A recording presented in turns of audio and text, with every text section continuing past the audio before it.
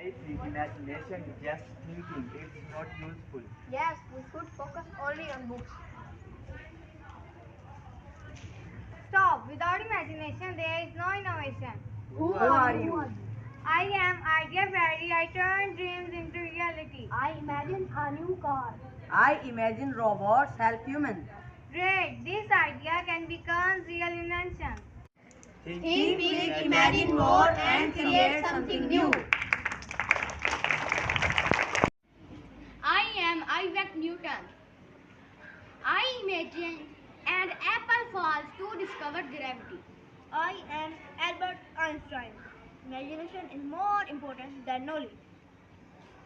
I am Thomas Edison. I imagined light in darkness and invented the bulb.